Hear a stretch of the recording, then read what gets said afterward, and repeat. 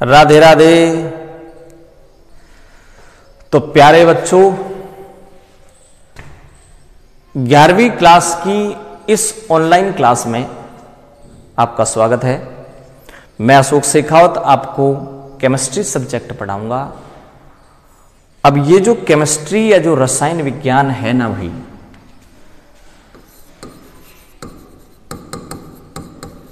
ये केमिस्ट्री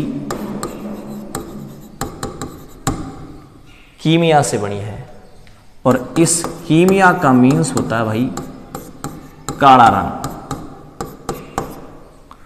और ध्यान रखना, जो मिस्र देश है उस मिस्र देश की जो मिट्टी है वो काले रंग की है और इसीलिए संभवतया ये जो कीमिया शब्द है वो मिस्र देश की कला से लिया गया है, क्योंकि मिस्र देश की कला उस समय बहुत अच्छी थी। ठीक है, इसलिए ये जो केमिस्ट्री है, ये केमिस्ट्री कहां से लिया भाई? एक ग्रीक शब्द है कीमिया, और एक कीमिया का मीन्स होता है काला रंग। और काला रंग कहां से आया है? मिस्र देश की मिट्टी के रंग से आया है। ठीक है, तो ये जो केमिस्ट्री अपन पढ़ने जा रहे हैं, अब देखो ये जो केमिस्ट्री है, ये केमिस्ट्री अपने दैनिक जीवन में बहुत इंपॉर्टेंट है। जो भी चीज आप देखते हैं उसमें केमिस्ट्री मिलेगी आपको।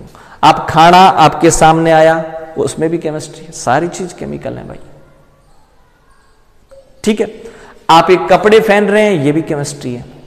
मैं ये जो सब चीज कर रहा हूं सब में केमिस्ट्री है। तो एक केमिस्ट्री बड़ी इंपॉर्टेंट है, ये केमिकल बड़े इंपॉर्टेंट है।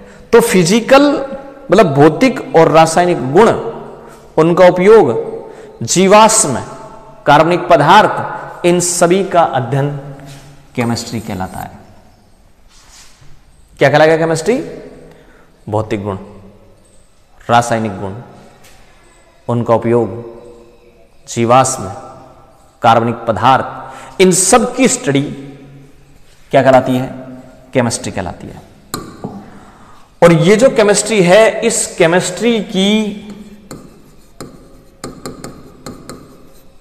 ब्रांच कौन कौन सी हैं? ब्रांचों की बात करें तो देखो, पहली ब्रांच है ऑर्गेनिक केमिस्ट्री, दूसरी ब्रांच आपके पास है ऑर्गेनिक केमिस्ट्री, तीसरी ब्रांच है आपके पास physical chemistry, analytical chemistry, biochemistry, industrial chemistry, agriculture chemistry,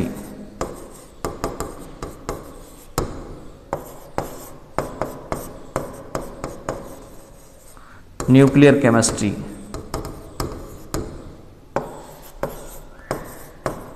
pharmaceutical chemistry, जहां दवाइयां बनती हैं। तो केमिस्ट्री एक बहुत बड़ा स्कोप है, वाइड एरिया है, बहुत बड़ा फील्ड है, लार्ज फील्ड है। ठीक है, इसलिए इसको अलग अलग कैटेगरी में बांट दिया। तो ये क्या हो गई भाई?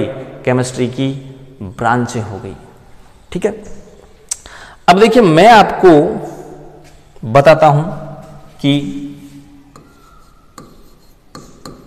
पदार्थ क्या होता है भाई। पदार्थ क्या होता है, मैटर क्या होता है,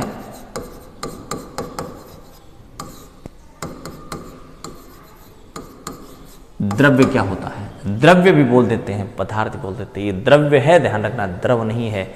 एक दूसरा वर्ड द्रव और आता है, इस द्रव का मीन्स तो ध्यान रखना तरल होता है, और यहां ये द्रव्य किसके लिए आया है? पदार्थ के लिए। ठीक है, तो ये जो पदार्थ है, ये पदार्थ होता क्या है? ये पदार्थ होता है भाई कि प्रत्येक वस्तु जिसका द्रव्यमान हो तथा स्थान घेरती हो,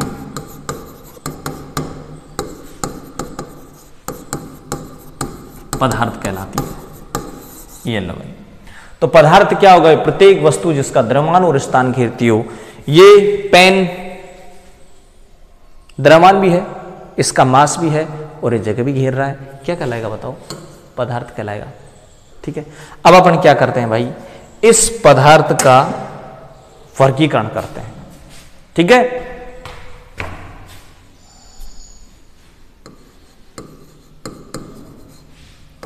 पदार्थ का वर्गीकरण। और पहला देखो, वर्गीकरण दो प्रकार से करेंगे अपन। पहला करेंगे अपन भौतिक वर्गीकरण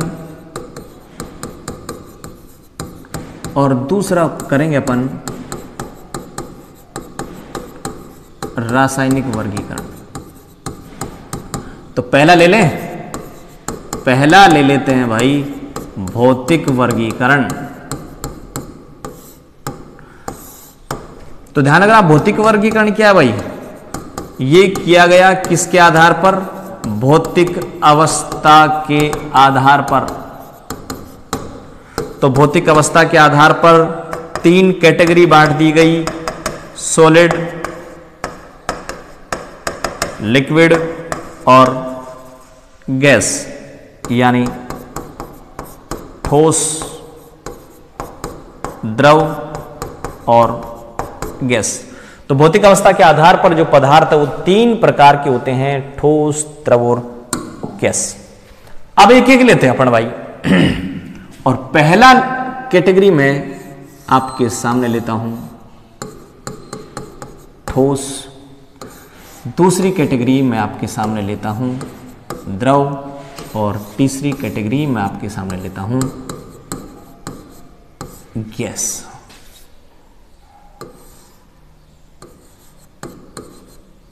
ये तीन कैटेगरी ले रहा हूं, ठोस, द्रव और गैस की। ठोस में क्या होगा भाई कि जो अवयवी कण है वो अवयवी कण बहुत पास पास होते हैं, बहुत पास पास होते हैं, जबकि द्रव में ये अवयवी कण दूर दूर होते हैं, गैस में बहुत दूर दूर होते हैं। तो मैं बात करता हूं यहां सबसे पहले किसकी भाई? अवयवी कण की। तो अवयवी कण देखो इसमें क्या होगा? पास पास। द्रव में थोड़ा दूर, गैस में दूर दूर, बहुत दूर दूर होते हैं। तो ये अवयवी कण हो गए। अवयवी कणों के बीच अगर मैं आकर्षण की बात करूं तो यहां पर आकर्षण बहुत ज्यादा होते हैं, यहां पर आकर्षण बल बहुत कम होते हैं। और द्रव की बात करें तो भाई देखो, लिक्विड में दोनों चीजें हैं ना, जो भी चीज आप पढ़ेंगे वो इस ठोस और गैस के बीच की होगी, मध्यवर्ती। तो यहां पर मैं इंटरमीडिएट लिख दूं, मध्यवर्ती लिख दूं। ये लो भाई, मध्यवर्ती। आकर्षण हो गया, अवयवीकरण हो गया। अब मैं बात करता हूं किसकी? आकार की। ठोसों का आकार निश्चित होता है, कहीं भी रख दें इसी आकार का रहेगा। द्रव का आकार निश्चित नहीं होता, गैस का आकार भी निश्चित नहीं होता। इस द्रव को और गैस को जिस बर्तन में डालोगे उसी के जैसा आकार का हो जाएगा। कटोरी में डालोगे दोनों को कटोरी जैसे हो जाएंगे, गिलास में डालो गिलास जैसे हो जाएंगे, जबकि ठोस ऐसा नहीं होगा। आयतन की बात करें तो आयतन ठोस और द्रव का निश्चित होता है भाई, जबकि गैस का निश्चित नहीं होता है आयतन। अगर मान लीजिए मैं दाब के प्रभाव की बात करूं तो ठोस पर दाब का प्रभाव नहीं पड़ता, द्रव पर भी दाब का प्रभाव नगण्य पड़ता है और गैस पर सबसे ज्यादा पड़ता है। इस कमरे में भरी हुई गैस को दबा करके एक सिलेंडर में आप भर सकते हैं, दाब का प्रभाव पड़ता है गैस पर सबसे ज्यादा।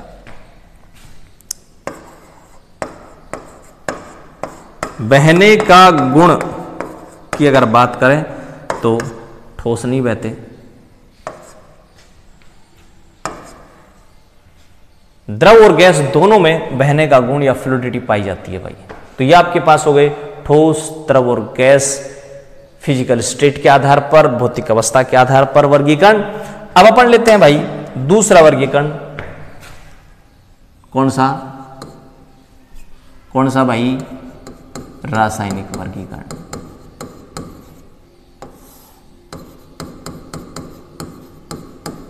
ठीक है, रासायनिक वर्गीकरण की बात करें तो देखो, एक होता है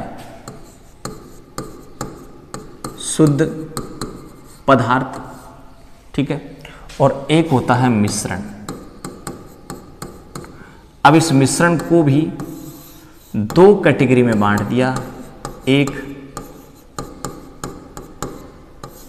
समांगी मिश्रण,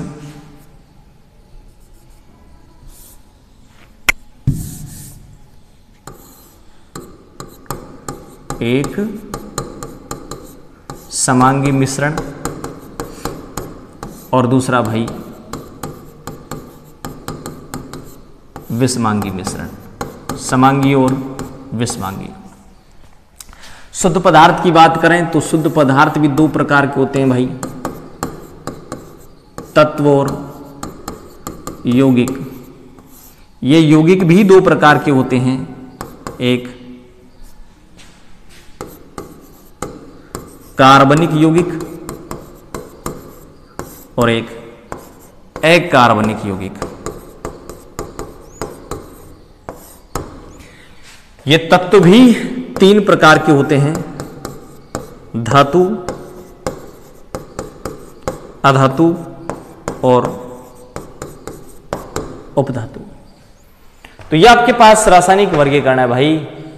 देखो शुद्ध पदार्थ की बात करें, शुद्ध पदार्थ क्या होगा? शुद्ध पदार्थ होता भाई जिसका रासायनिक संगठन समान रहे, शुद्ध पदार्थ होंगे। अब ये शुद्ध पदार्थ एक तत्व हो गया, एक यौगिक हो गया। अब बात करें तत्व की, तत्व क्या होंगे? तो तत्व क्या होते हैं भाई? जो एक ही प्रकार के एटम से बना हो वो तत्व कहलाएगा। ठीक है, एक ही प्रकार का उसमें कॉन्स्टिट्यूएंट पार्टिकल हो। जैसे लोहा है, सारे पार्टिकल Fe के, तांबा है, सारे कण Cu के। ठीक है, तो सारे कण एक जैसे हों तत्व। यौगिक में ऐसा नहीं है। यौगिक जैसे मान लीजिए मैं बात करता हूं H2O, तो इसमें दो प्रकार के एलिमेंट है, इसमें एक हाइड्रोजन है, एक ऑक्सीजन है, दो गए ना, तो एक ही प्रकार के तो नहीं है ना। तो एक ही प्रकार के हो सारे कण तो वो तत्व कहलाएगा, अगर एक ही प्रकार के नहीं हो सारे कण तो वो यौगिक कहलाएगा।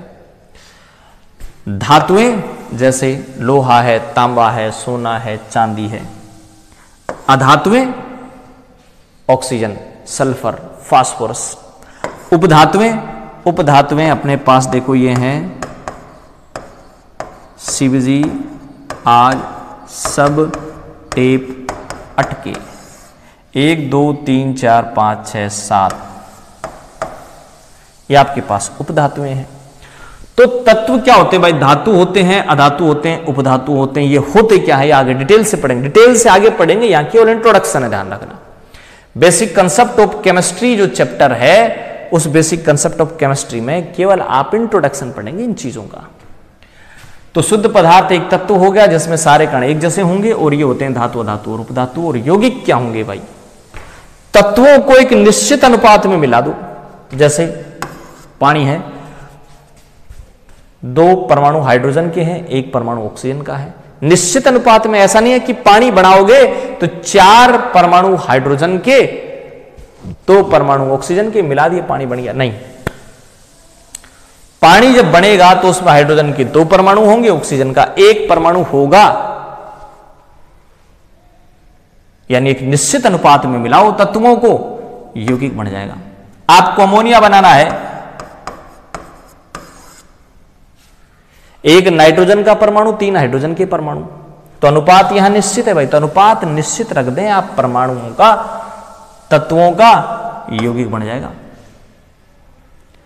कार्बनिक यौगिक आपने पढ़े होंगे, जैसे मेथेन, एथेन, प्रोपेन, ब्यूटेन, ये कार्बनिक यौगिक है। और अकार्बनिक यौगिक की बात करें तो ये अमोनिया, ये पानी, सारे सारे क्या है, अकार्बनिक यौगिक है। उधर आ जाते हैं अपन मिश्रण। अब मिश्रण क्या होगा भाई, इन तत्वों को और इन यौगिकों को तत्व भी मिला सकते हैं आप, जैसे मिश्र धातु बनाते हैं आप, कांसा, पीतल, ठीक है। और उसमें क्या मिलाते हैं आप, तत्व मिलाते हैं। जैसे मान लीजिए सपोज मैंने कॉपर प्लस टिन मिला दिया, बन गया कांसा। तो इसमें क्या मिलाया मैंने, तत्व मिला दिया ना, ठीक है। किसी भी अनुपात में मिलाए हैं आप, मैंने स्टार्च को पानी में मिला दिया, स्टार्च का सॉल्यूशन बन गया, ठीक है भाई। तो देखो आप क्या करें, तत्वों को मिलाएं या यौगिकों को मिलाएं, किसी भी अनुपात में क्या बन जाएगा आपके पास, मिक्सचर बन जाएगा भाई। किसी भी अनुपात में मिलाओ, मिक्सचर बन जाएगा, ठीक है। अब बात करें कि समांगी क्या होंगे, विषमांगी क्या होंगे। तो समांगी और विषमांगी क्या होते हैं वो आप ध्यान से यहां समझें। समांगी क्या होंगे भाई, प्रत्येक भाग का रासायनिक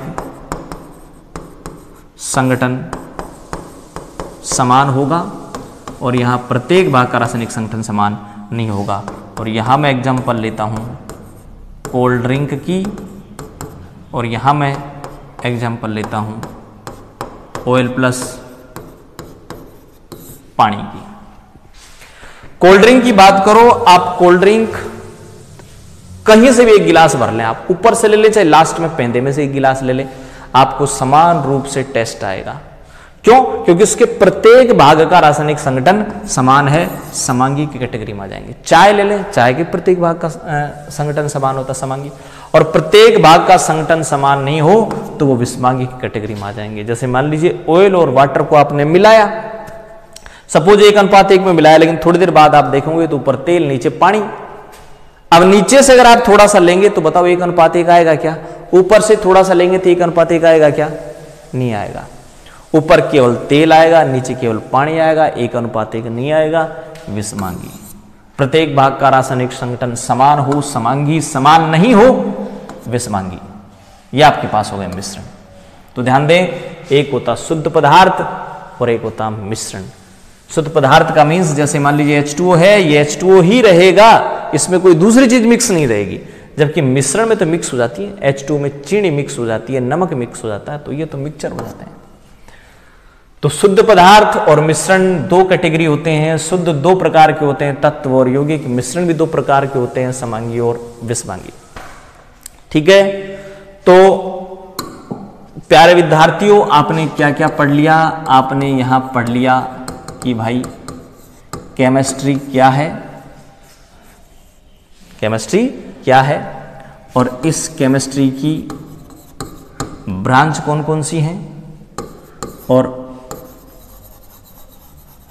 मैटर क्या होता है, पदार्थ क्या होता है, और इस पदार्थ का आपने क्लासिफिकेशन पढ़ लिया, वर्गीकरण पढ़ लिया। ये चीजें आपने आज के वीडियो में पढ़ी हैं। केमिस्ट्री क्या है, ब्रांच इसकी कौन कौन सी हैं, ये आपके पास मैटर क्या होता है, उसका क्लासिफिकेशन क्या है, ये आपने इस वीडियो में पढ़ ली। अगली वीडियो में अपन एक नया टॉपिक लेकर के फिर हाजिर होंगे। अपना चैप्टर चल रहा है बेसिक कंसेप्ट ऑफ केमिस्ट्री, और इसी बेसिक कंसेप्ट ऑफ केमिस्ट्री को आगे अपन बढ़ाएंगे अगले वीडियो में। तब तक के लिए नमस्कार, घर रहें, सुरक्षित रहें, धन्यवाद।